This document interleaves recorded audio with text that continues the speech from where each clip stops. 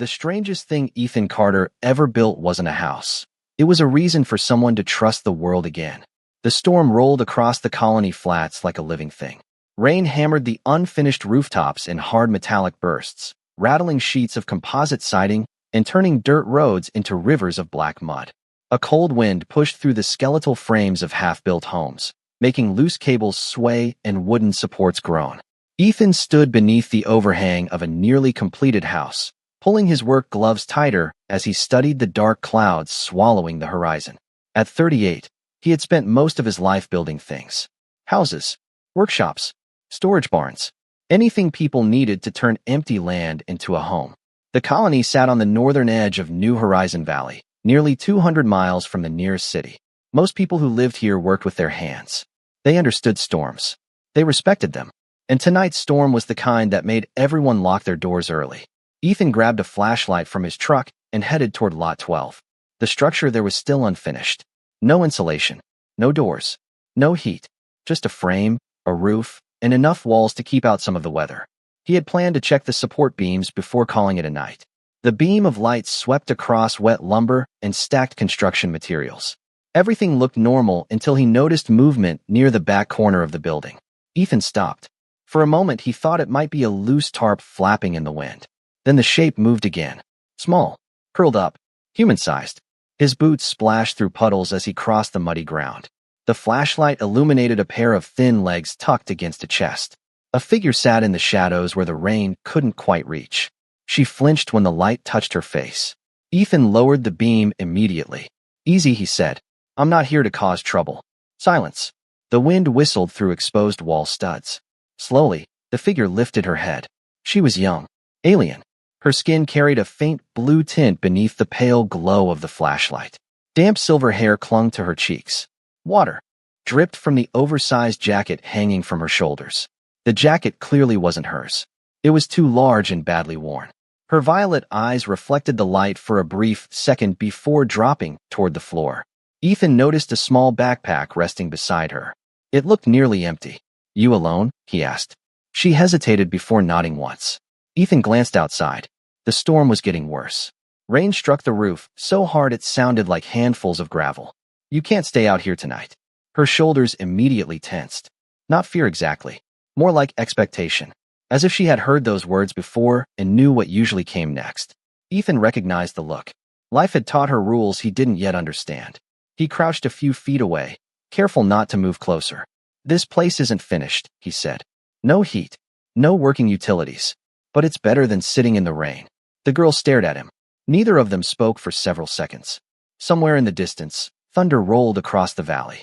Then, very quietly, she asked the question as if it mattered more than the storm itself. "What would I owe you?" Ethan frowned. The question lingered between them while rain pounded the roof overhead. And for reasons he couldn't explain, that simple question bothered him far more than finding a stranger hiding inside one of his buildings. The girl did not answer immediately. She sat perfectly still beneath the unfinished roof while rain rattled overhead and cold air slipped through the exposed walls. Ethan remained crouched where he was. Years of working around people had taught him that trust moved at its own pace. Push too hard, and it disappeared. Finally, she looked away and pulled the oversized jacket tighter around herself. "Nothing is free," she said softly. Her voice carried the careful certainty of someone repeating a lesson learned too many times. Ethan leaned back against a stack of lumber. "Coffee is free at my workshop every morning." She blinked as if unsure how to respond. "That does not count." "Sure it does." He shrugged. "Terrible coffee is still coffee." For the first time, the corner of her mouth twitched. Not quite a smile. More like she had forgotten how. The moment vanished quickly. Thunder rolled again across the valley. Ethan stood and glanced toward the storm outside. Water streamed off the roof in silver sheets. The nearest shelter with actual heat sat less than half a mile away, but the weather made that distance feel much longer. "What is your name?" he asked. The girl hesitated. "Lyra. I am Ethan." She nodded once. "I know." That surprised him. "You do?" "People talk." Ethan laughed quietly. "That is usually dangerous. They say you build houses." "That part is true." Lyra lowered her eyes to the muddy floor. "People also say you live alone." The words hung in the air. Ethan felt an old ache stir somewhere deep inside him. It had been 4 years since Claire passed away. For years since the small house outside town became too quiet. Most days he kept busy enough not to think about it. Building things helped. Hammering boards together was easier than sitting alone with memories. People talk too much, he said. Lyra seemed to accept that answer. Another gust of wind swept through the structure. She shivered despite trying not to show it. Ethan noticed. So did she. Embarrassment crossed her face. He walked toward a storage crate near the wall and opened it. Inside sat a folded thermal blanket he kept for emergencies. Without saying anything, he placed it on a nearby beam and stepped back. He did not hand it to her directly. He did not want her to feel cornered. Several seconds passed before she reached for it. The thick material wrapped around her shoulders. Her eyes widened slightly at the warmth. Ethan pretended not to notice. How long have you been traveling? He asked. 3 months. 3 months. She nodded. Different towns. Different jobs. Any family. The silence answered before she did. Ethan looked away. Some questions did not need words. Rain continued pounding the roof. The storm showed no sign of ending soon. Then Lyra asked something unexpected. Why did you come back? Ethan frowned. Back. Most people would have checked the building, seen me, and left. You came closer. Ethan thought about the question. The answer seemed simple. Because somebody was sitting. Alone in a storm. Lyra stared at him as if he had spoken another language. Outside, lightning flashed beyond the unfinished walls, briefly illuminating the valley. For an instant Ethan saw something in her expression that had not been there before. Not trust. Not yet. But curiosity.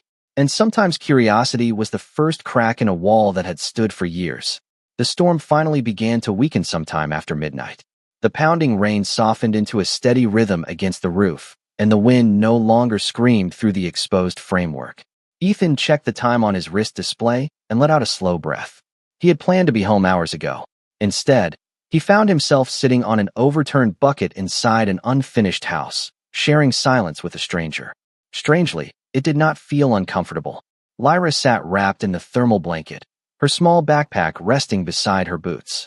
The blue glow from a portable work lantern painted soft shadows across the wooden beams overhead. Every now and then she glanced toward the open doorway, as if expecting someone to appear. Ethan noticed, but did not mention it. People who spent months moving from place to place often learn to watch exits. You should probably get some sleep, he said. Lyra immediately shook her head. I am not tired. A yawn escaped her before she could stop it. Ethan smiled. That was very convincing. Her cheeks darkened slightly. For the second time that night, she looked almost embarrassed. Ethan stood and walked toward a stack of insulation panels leaning against the wall. He arranged them along one corner of the room and spread a spare tarp across the top. It was not much, but it created a dry space away from the draft coming through the unfinished sections of the house. Then he returned to his bucket. There, he said. Better than concrete. Lyra stared at the makeshift sleeping area. For me, I do not see anyone else here. She looked down at the blanket in her hands. The expression on her face was difficult to read. Confusion seemed to be winning a battle against caution. You keep acting as if this is normal. Ethan shrugged. What part? Helping someone you do not know. He considered the question. Outside, water dripped steadily from the roofline. Somewhere in the darkness, construction equipment clicked and cooled after a long day of work. When I was 21, he said, my truck broke down 3 states from home. Lyra listened quietly. A farmer I had never met let me sleep in his barn and fixed the engine the next morning. Why? Ethan smiled. I asked him the same thing. What did he say? Ethan looked toward the rain-soaked valley beyond the doorway. He said everybody needs a hand sometimes. Lyra absorbed the answer without speaking. Several seconds passed. Then she surprised him. Nobody ever told me that. Ethan did not know what to say to that. The silence that followed felt heavier than any conversation. Eventually Lyra stood and walked toward the corner he had prepared. She lowered herself carefully onto the tarp. The thermal blanket remained wrapped around her shoulders. Even then she did not fully relax. Her posture stayed tense, as though she expected the situation to change the moment she closed her eyes. Ethan, she asked quietly. Yeah. What happens tomorrow? The question lingered in the lantern light. Ethan glanced around the unfinished structure. Exposed beams. Bare walls. Half-installed windows. A building that was not yet a home. Tomorrow, he said, I finish a roof inspection, drink terrible coffee, and probably argue with a supplier about lumber prices. A faint smile appeared. That sounds very boring. It usually is. For the first time all evening, Lyra let out a small laugh. The sound disappeared almost as quickly as it came, but it changed something in the room. Not much, just enough. Ethan switched the lantern to its lowest setting. Soft amber light settled over the unfinished house. As he listened to the rain fade into the distance, he noticed that Lyra no longer kept looking toward the door every few seconds. She was still cautious, still uncertain, but little by little, the storm outside was ending. And perhaps, though neither of them realized it yet, another storm was beginning to quiet as well. Morning arrived wrapped in pale gray clouds and the smell of wet earth. Water dripped from roof edges across the construction site, while sunlight struggled through the thinning storm. Ethan was already awake, sitting on an overturned crate with a steaming metal mug in his hands. The coffee was as terrible as promised. Across the room, Lyra slowly opened her eyes. For a few seconds, she looked disoriented, as if she had forgotten where she was. Then her gaze settled on the unfinished walls, the exposed beams, and the thermal blanket around her shoulders. Something softened in her expression. Not happiness, just relief.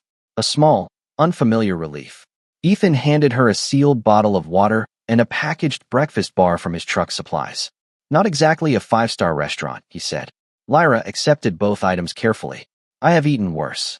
That does not sound encouraging. A faint smile appeared before disappearing again.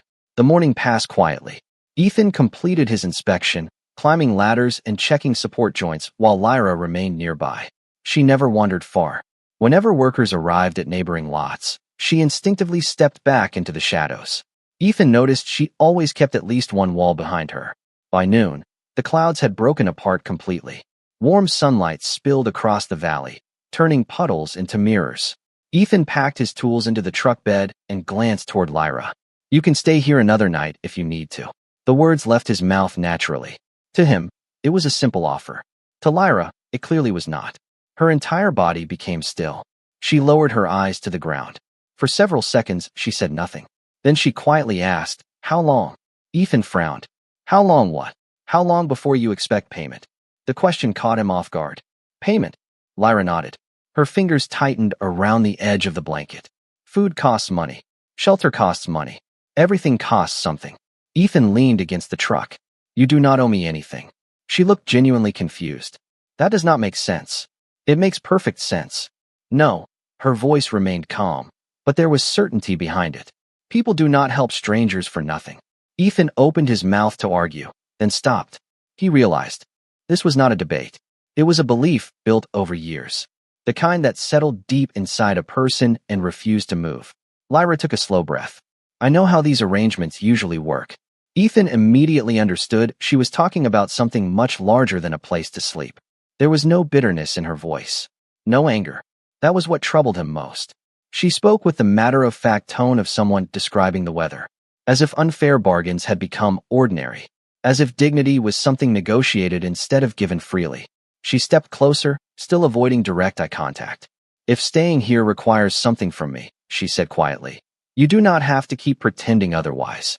Ethan stared at her. The valley seemed to fall silent around them. No hammer strikes. No engines. Just the distant call of a transport drone crossing the sky. For the first time since meeting her, he saw how deeply that belief had taken root. Not fear of him. Fear of kindness itself.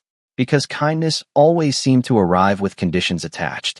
Ethan looked at the unfinished house behind them, then back at the young woman standing in borrowed clothes beneath the afternoon sun. And in that moment, he realized the real problem was not finding Lyra a place to stay.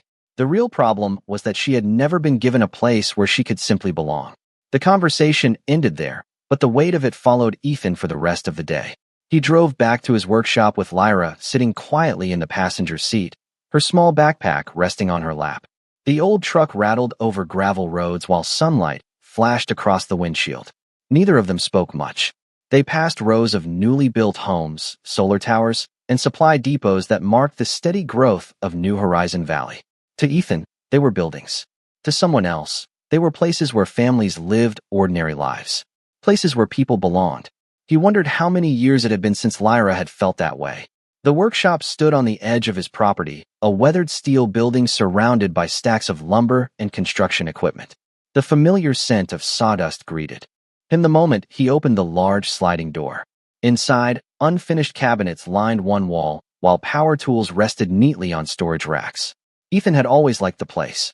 It was honest. Wood became tables. Boards became houses. Problems had solutions if you worked long enough. Human beings were harder. Lyra stepped inside slowly, her eyes moving across the room. "You build all this?" she asked. "Most of it." She ran her fingers lightly across a wooden workbench. "It feels different." "Different from what?" "Temporary places." Ethan looked at her. Once again she had said something simple that carried far more meaning beneath it. He walked toward a shelf and grabbed a tape measure. Then he stared at an unused section of the workshop near the rear wall. The space had originally been intended for equipment storage, but it had sat empty for nearly a year. An idea began forming before he fully realized it. Not a complicated idea, just a practical one. The kind builders understood best. Lyra remained near the entrance. She seemed careful not to touch too much, as if worried she might accidentally claim space she had not earned. That bothered Ethan more than he expected. Later that evening, he cooked a simple dinner. Soup, bread, a few vegetables from a local greenhouse. Lyra thanked him 3 separate times before taking her first bite. Each thank you sounded rehearsed, like a habit developed from needing to prove she deserved kindness. After dinner, she helped clean the dishes despite his protests. The sun was setting by the time they finished. Golden light streamed through the workshop windows, turning floating dust into tiny sparks. Then Lyra placed the last plate on the drying rack and stood quietly beside the sink. She looked nervous. Ethan immediately noticed. "What is it?" he asked. She hesitated. "I have been thinking." That alone was enough to make Ethan uneasy. "About?" Her eyes lowered toward the floor. "About what I can offer." Ethan already disliked where the conversation was heading. Lyra took a slow breath. "You have given me food, shelter, time. You keep saying I do not owe anything, but that cannot be true." Ethan set down the dish towel. "Lyra," she continued before he could stop her, "if there is something you need from me, I would rather know now than later." The words were calm, respectful, completely sincere, and somehow that made them hurt even more. Ethan looked at the young woman standing in the fading sunlight and realized she was not asking out of fear. She was asking because she genuinely believed every safe place came with a price. And for the first time since meeting her, he felt angry. Not at Lyra. Never at Lyra. Angry at every person who had taught her that lesson. For a moment, Ethan said nothing. The workshop felt unusually quiet. The ticking of an old wall clock echoed across the room while the last rays of sunlight slipped through the windows. Lyra stood near the sink waiting for an answer she seemed to think was inevitable. Ethan looked at her and saw no manipulation, no hidden agenda, no attempt to gain sympathy. She honestly believed this conversation was normal. That was the part he could not get past. He set the dish towel on the counter and took a slow breath. "Lyra," he said carefully, "you do not need to offer me anything." She lowered her eyes. "That is kind of you to say. I am not being kind. I am being honest." She opened her mouth to respond, but Ethan shook his head. "No. Listen." His voice remained calm. "You needed a dry place during a storm. That is all." Lyra looked unconvinced. People always say things like that at first. Ethan stared at the workshop floor for a second. Then he understood.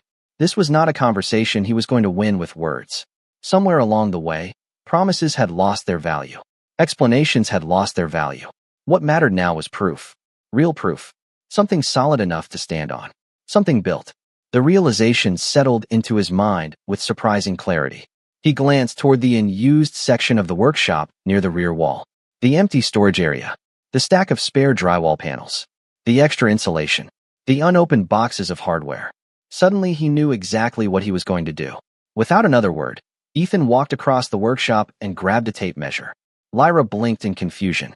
"What are you doing?" "Working." "At this hour?" "Builders do not always get normal hours." He extended the tape measure across the empty section of floor and wrote numbers onto a scrap piece of wood. 12 feet. Then 14. He measured again. Lyra watched from across the room. "Ethan." He crouched beside a pile of lumber and began sorting through boards. "You said every place has conditions." "Because they do. Not this one." She folded her arms. "You keep saying that." Ethan selected several pieces of framing material and carried them toward the empty corner. The scent of fresh pine filled the workshop. "Then I guess I will have to show you." The next morning, Lyra woke to the sound of power tools. Sunlight streamed through the workshop windows. Sawdust floated through golden beams of light. For a moment, she thought she was dreaming. Then she heard the unmistakable rhythm of a nail gun. Pop, pop, pop. She sat up and stared. Ethan was already working. Wooden frames stood where empty floor space had been less than 12 hours earlier. New walls were beginning to take shape. Lumber leaned against work tables. Electrical conduit rested nearby. A portable radio played softly in the background. Lyra walked closer. What is this? Ethan wiped sawdust from his hands. A project. What kind of project? He studied the unfinished frame for a second before answering. The kind that should have existed a long time ago. Lyra looked from the walls to Ethan and back again. She still did not understand. But for the first time since arriving, she noticed something strange. Nobody was asking what she could provide. Nobody was negotiating a price. Instead, a builder was spending his morning creating something for her. And that possibility felt far more frightening than any bargain she had ever known. 3 days passed before the shape of the project became obvious. Until then, Lyra had watched from a distance as Ethan measured boards, installed insulation, ran wiring, and cut drywall panels with the steady confidence of someone who had spent half his life solving problems one piece at a time. Every morning, she woke to the sound of tools. Every evening, she found the structure a little closer to completion. The walls rose first. Then came a ceiling. Then a real window overlooking the valley. By the fourth afternoon, sunlight streamed through clean glass instead of workshop dust. Lyra stood quietly near the entrance while Ethan adjusted a light fixture overhead. Fresh paint carried a faint scent through the air. New flooring covered the concrete beneath their feet.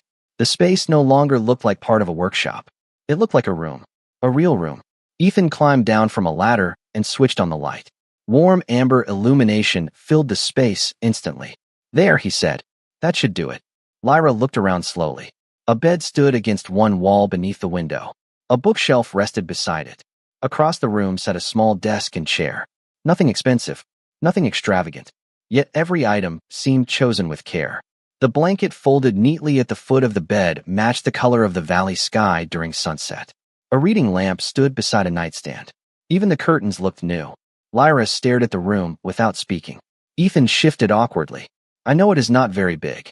She still said nothing. The bookshelf is empty for now, he continued.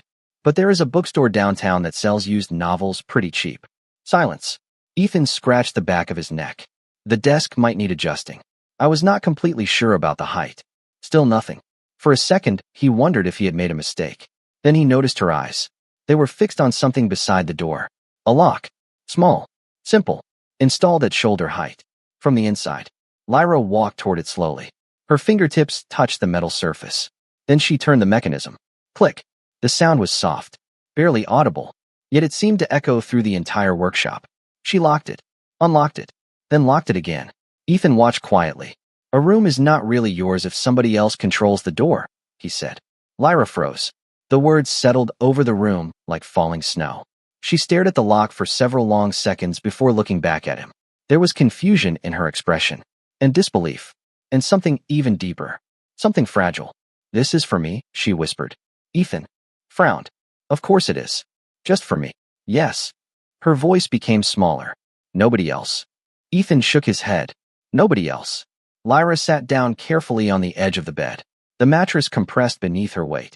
Sunlight poured through the window and touched her silver hair. She looked around the room again, taking in every detail. The bookshelf, the desk, the lamp, the curtains, the door. Then her gaze returned to the lock one final time. Ethan noticed her shoulders trembling slightly. She lowered her head. Neither of them spoke. The workshop remained silent except for the distant hum of equipment outside. After a while, a single tear slipped down her cheek. Then another. Not dramatic. Not sudden. Just quiet tears from someone who had spent too long expecting less. Ethan did not move closer. He did not interrupt. Some moments belonged entirely to the person living them. So he simply stood there while Lyra sat in the first room that had ever belonged only to her. The room changed something. Not all at once. Not like a switch being flipped. More like the first warm day after a long winter. Small things began to shift. A week later, Ethan noticed that Lyra no longer hovered near doorways. She stopped asking whether she was in the way whenever she entered a room. She stopped apologizing for taking up space. Little by little, the workshop started feeling less like a temporary shelter and more like a shared routine. Every morning, Ethan drank terrible coffee while reviewing construction plans. Every morning, Lyra sat at the desk by her window reading old books she found downtown. The bookshelf was no longer empty. It held novels, history texts, repair manuals, and one oversized atlas of human colonies that she seemed particularly fascinated by. One afternoon, Ethan returned from a supply run carrying a box of hardware. He expected to find Lyra reading. Instead, he discovered papers spread across the desk. Dozens of them. Detailed sketches covered every surface. Building designs, structural calculations, engineering diagrams. Ethan set down the box and stared. The drawings were exceptional.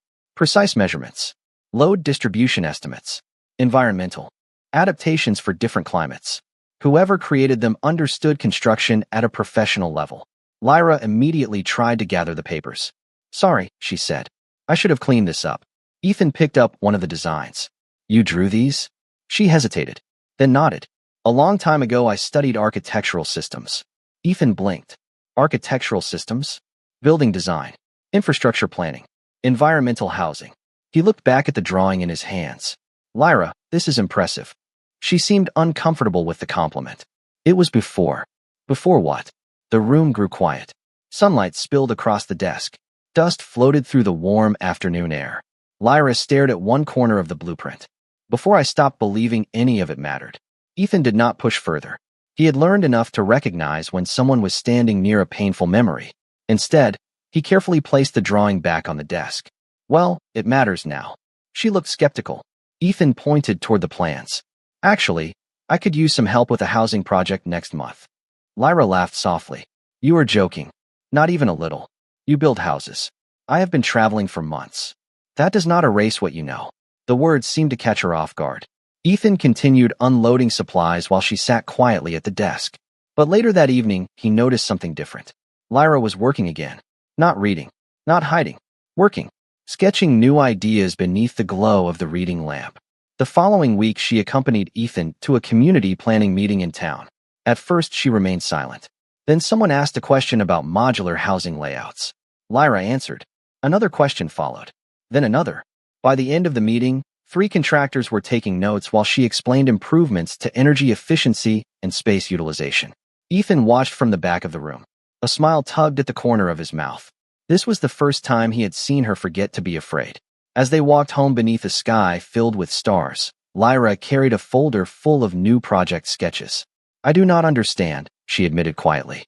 Ethan glanced at her. "What? Why you believed in me before I believed in myself?" Ethan looked toward the lights of New Horizon Valley glowing in the distance. Then he shrugged. "Builders do that sometimes." "Build houses?" she asked. "No," he said. "We build what comes after the foundation." 6 months later, the new housing district opened on the eastern side of New Horizon Valley. Rows of energy-efficient homes stretched across the landscape where empty ground had once sat beneath the sun. Children ran along freshly paved walkways. Families carried boxes through front doors. Solar panels shimmered on rooftops. Gardens had already begun taking shape between the buildings. What started as a construction project had quietly become a neighborhood, a place where people could begin again. Ethan stood near the back of the crowd with a paper cup of coffee in one hand. It was still terrible. Some things never changed. A temporary stage had been set near the entrance of the development. Colony officials spoke first, then engineers, then community leaders. Most of the speeches blended together. Statistics, budgets, timelines, the usual things. Then Lyra stepped onto the stage. The crowd immediately grew quiet. She looked different now, not because of her clothes or appearance. Confidence had changed her more than anything else. She stood taller. Her voice no longer carried the constant hesitation Ethan remembered from that first stormy night. Behind her, a large display screen showed architectural renderings of the neighborhood, designs she had helped create, improvements she had proposed, solutions she had developed. "A year ago," Lyra began, "I believed that survival was the same thing as living." The crowd listened carefully. "I thought safety was temporary. I thought kindness always came with conditions. I thought every door eventually closed." Ethan lowered his coffee cup. He had never heard her tell this story publicly before. Sunlight reflected from nearby windows while a warm breeze moved through the gathering. Lyra paused for a moment. Then she reached into her pocket and removed a small metal object. A key. The same key from the room inside the workshop. Several people in the audience looked confused. Ethan immediately recognized it. "This is not the key to an important building," she said. "It does not open a government office or a corporate headquarters. It opens a very small room. A faint smile appeared on her face. But it was the first room that was ever mine. The valley remained silent. Even the children seemed to stop running. Someone gave me a door that locked from the inside, she continued. That may sound like a small thing, but when you spend enough years believing you belong nowhere, a small thing can change everything. Ethan looked down at his coffee. Suddenly, it did not seem quite so terrible anymore. Lyra glanced toward the crowd. Her eyes found him almost immediately. The strange thing about builders, she said softly, is that people think they create houses. A few quiet laughs moved through the audience. Sometimes they do something much harder. Sometimes they help people rebuild themselves. For a moment, neither of them looked away. Then the applause began. It spread across the neighborhood like rolling thunder. Families, workers, officials, neighbors, everyone standing together beneath the afternoon sky. Ethan never liked being the center of attention, so he slipped away before anyone could pull him onto the stage. He walked toward the edge of the development where newly planted trees lined the road. Behind him, the celebration continued. Ahead of him stood dozens of completed homes filled with light, laughter, and possibility. He stopped beside one of the houses and looked back.